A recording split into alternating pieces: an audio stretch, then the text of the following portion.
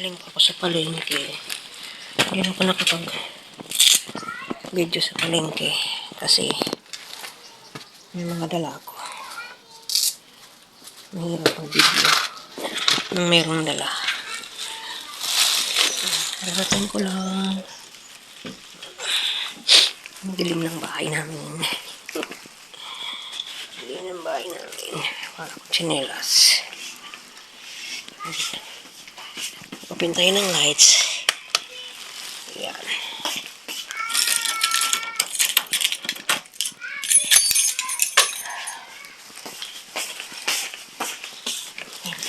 Tabi.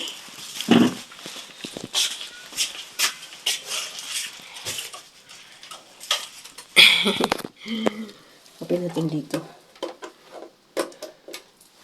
Yan. Oh, tabi-tabi. Yan po sa namin. Gala ko sa palengke, guys. O, diba? Pawis! Yung buntag. Good morning, everyone.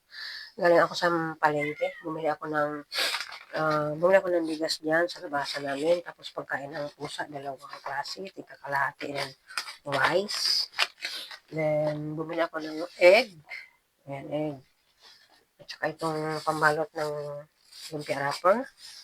And then, gulay. Pechay. Kangkong. And pang sibuyas, kamatis, bawang. Ay, hindi, sibuyas, kamatis, luya. Topo. And patatas lang, isa-isa. Okra, isa-isa.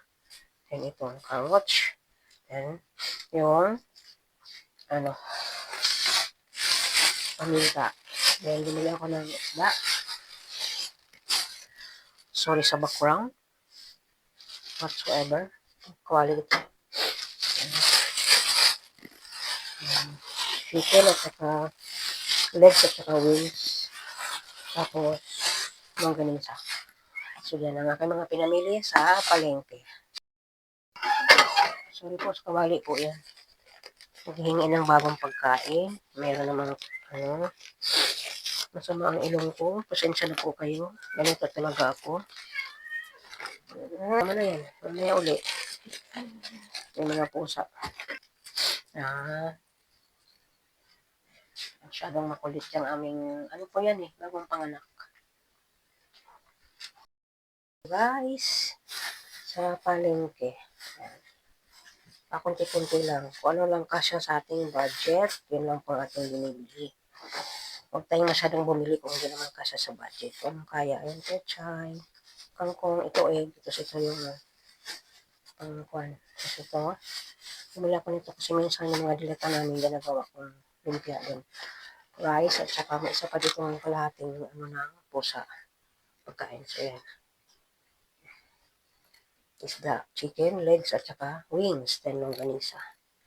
Ang baon ng anak ko. Ako muna guys. Sasalin ko yung pagkain ng pusa. Dito. Dito ko sila nilalagay. Para iwas sa langgam.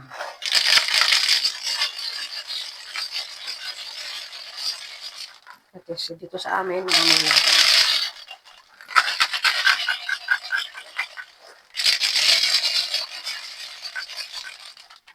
wait lang po.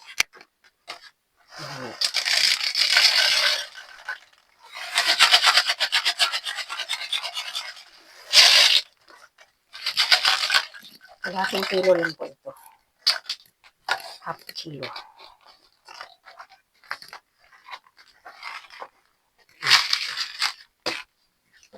Flavor naman.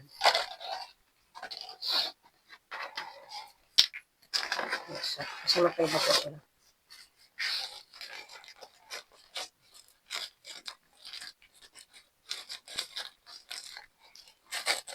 Ano pa nagsuot ng salamin? Pahinga yung mata ko pagod sa salamin. Pagod sa salamin.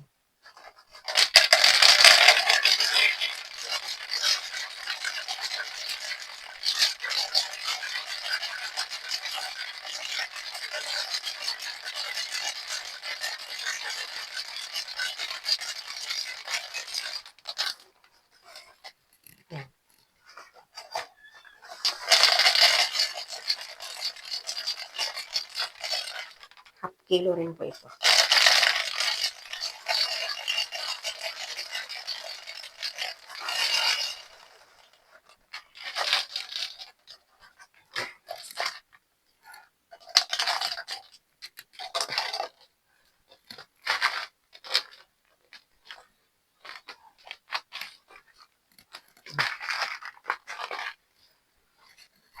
Iba-iba sila ng gusto. Yung rice naman. Diba? Huwag mo na po sa namin.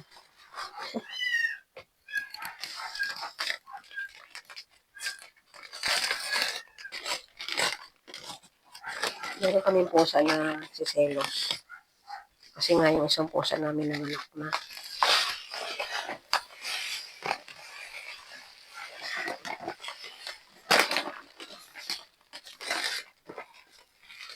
Sali natin dito.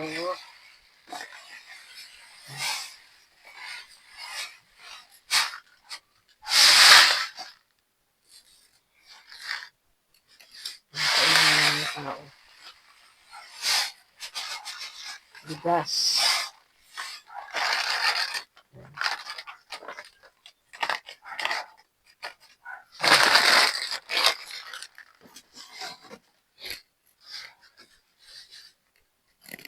Puno na ulit siya. Lilibing natin yung takalan. Punuin din natin. Para lagi tayong abundant.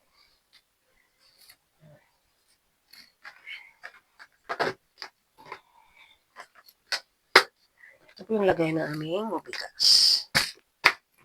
Ayan yung rice.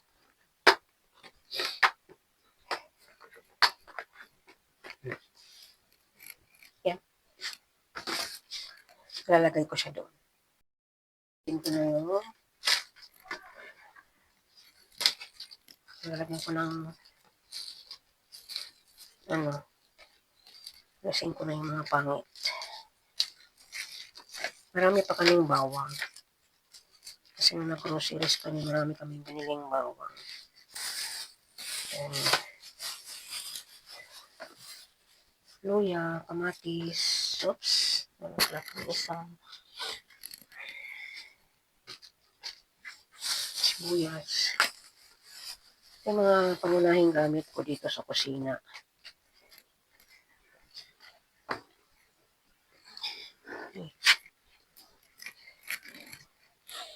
Bawang, sibuyas, luya. Tapos,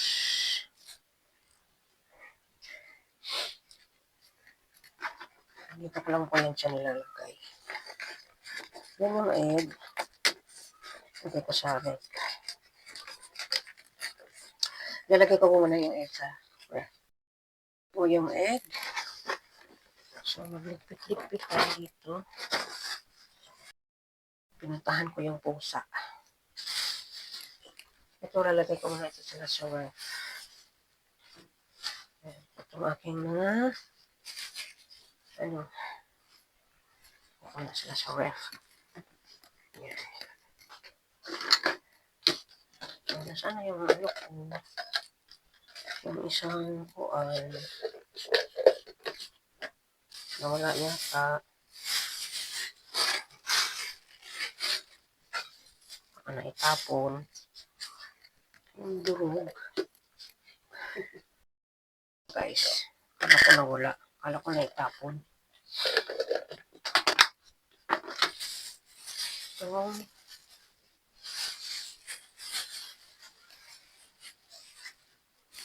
yung pia wrapper. Namila ko na isang tanda. Hindi ko muna sasaya.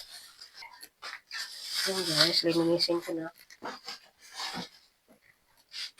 Linisin ko na yung isda.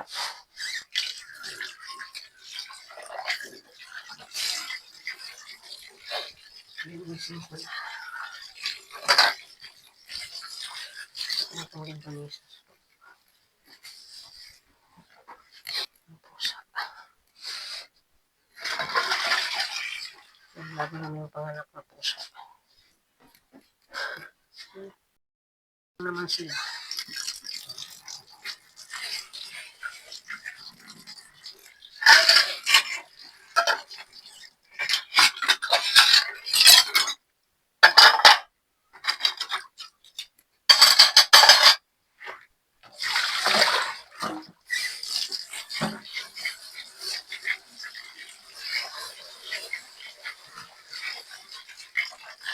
Kasi natin yung guys.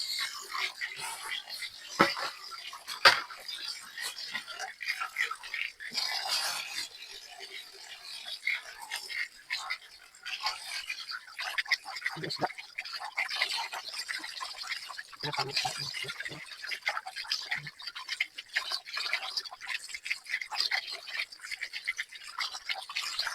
Hindi na ko naman tilapia.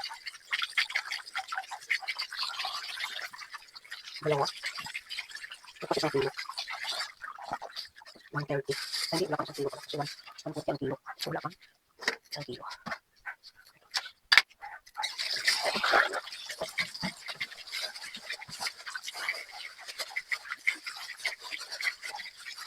Tapos chicken. Ano? Dalawang hika tsaka wings ang binili ko. So, wait lang. Pagod ko na siya sa ref. Ayan. Tapos ito maliit. Ang plastic. Ano na sila? Akod-akod na ba? Masaya ka. Hindi siya mahabwa lahat.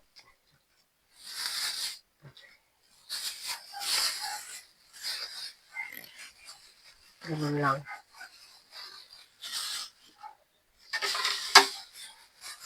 Hindi ko na siya lagay sa wrap. Ayun, ano naman. Bubukod ko rin to.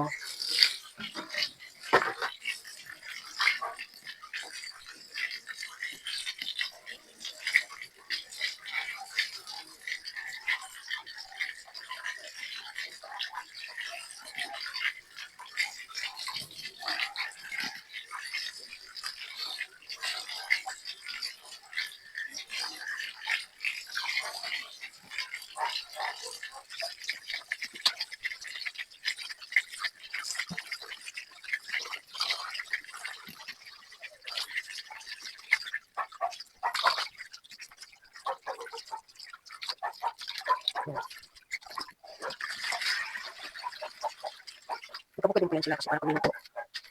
Hindi lahat na lalabas. Kumbaga kung lulutuin mo lang isang pirasong hika. Isang pirasong hika lang. Kaya bukod-bukod po ako mag-ano sa ref. Kaya sa plastic po nilalagay kasi masyadong masikip pag yung skip sa ref, maliit lang naman po yung ref namin. Kaya pina-plastic ko na lang. Isa, kasi kung dalawa lang naman kami ng anak ko. Itong isa, kasya na to sa amin. Niluluto ko siya, nilalagyan ko ng patatas, ganyan. Gulay. Baonan niya yun. Itong tatlong pakpak, sasama na yan. Para sabay-sabay naman ito sila lutuin. Yung hita lang so lalagay ko na sa ref. Niyo ako maglagay ng sa ref. Lalagay natin sa ref namin. Ito. Maraming salamat sa ref na to. Alam na kung sino siya. Thank you so much. Thank you so much talaga. Not to mention, sa mga private person sila. Private person ng aking mga palangga. Ito lang po yan.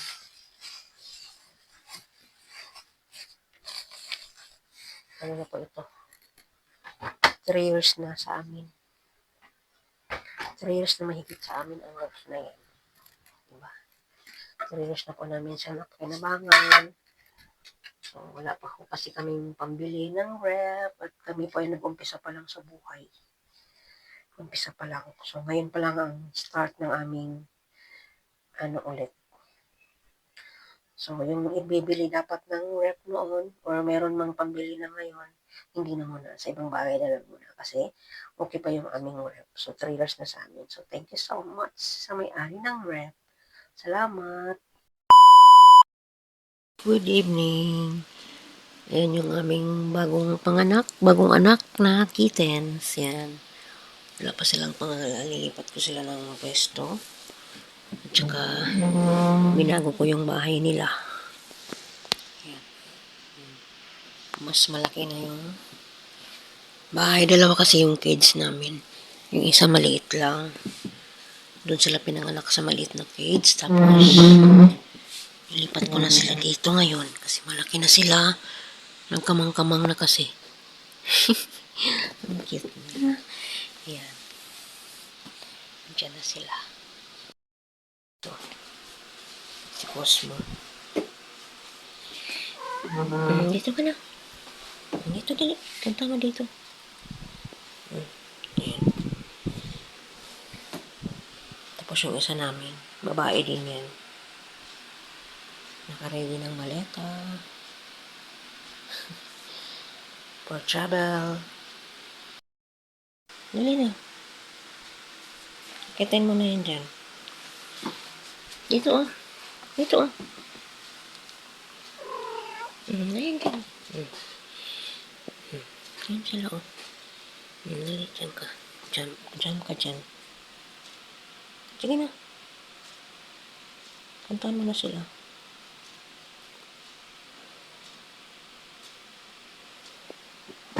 Yan. Papadede na yan siya.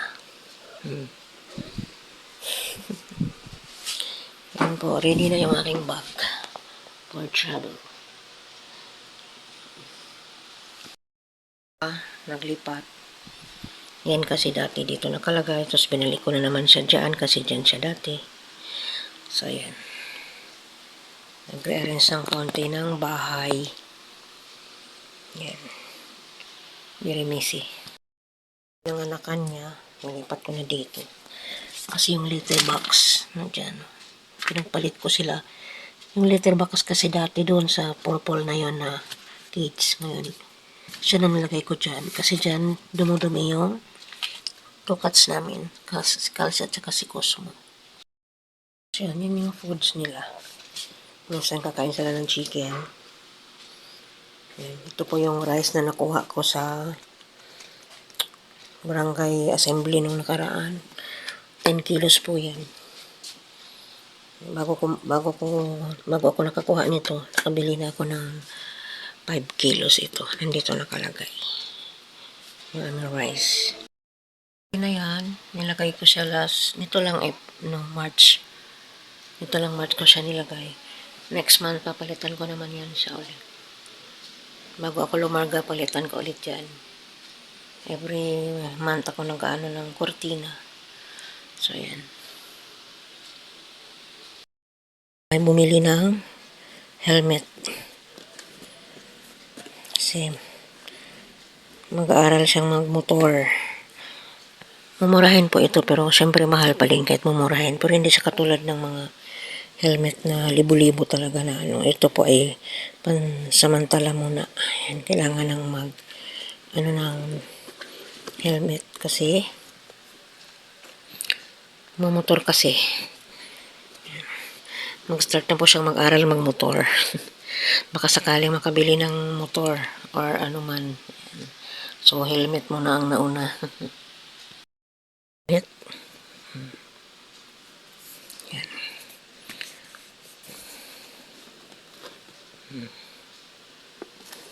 Ganda.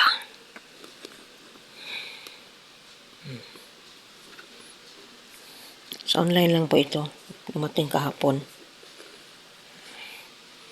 Helmet na siya.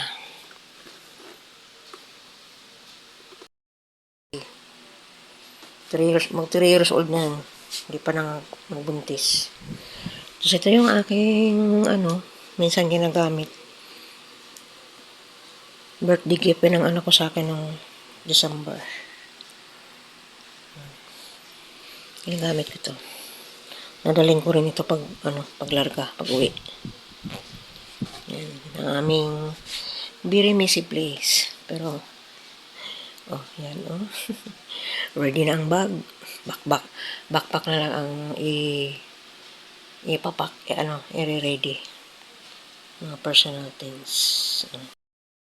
Padidi na siya. Padidi na ikaw? Uy, padidi na. Sige, padidi ang mga baby, ha?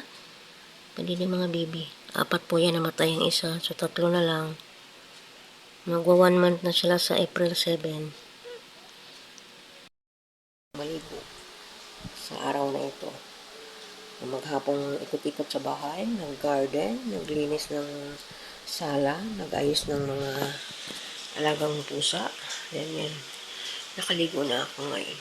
Gabi para presko. Presko matulog. Ayan, so, ayan po. Aking mga nagawa sa araw na ito. Kung ano-ano. Tomorrow, Saturday, maglalaba ako. See you my next vlog, guys. Salamat sa paglantaw. Advance. Everyone, today is Saturday. Sabi ko kagabi, di ba, maglalaba ako. Pero ang panahon hindi po maganda. Panahon. Magdamag na umulan-ulan. Ayan, naglaglagan. Kasi namunga na yun. Namunga na yung sa kapitbahay. Yung avocado. Ayan. Kahapon nagwalis ako. Masama ang panahon. Summer, pero bakit ganito? Kaya paano makapaglaba? Guys,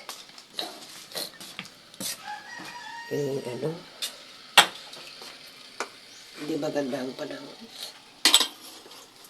Kape po tayo. Dahil malamig ang panahon.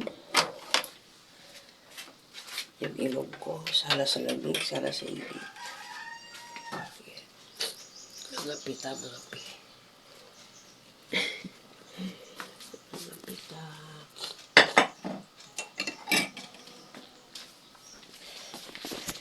Ewan ko, sana mapaya. Pero kung hindi naman makapaglaba ngayong araw na ito, kahit tomorrow na lang, Sunday.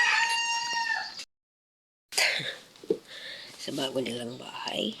Ay, good morning. Good morning. Good morning. Oo. Papadede siya sa mga anak niya. Binuksan ko para makalabas sila. O yung mga kuting. Dito kasi dumadaan yung nanay. Kaya binuksan ko ito para gusto nilang lumabas. Makapasyal-pasyal sa salas. Maglaba guys kasi ang pangit ang panahon. Gusto sumabay din yung ilong ko. Dahil hindi maganda ang panahon. Sumabay din yung ilong ko. Kapitan ninyo.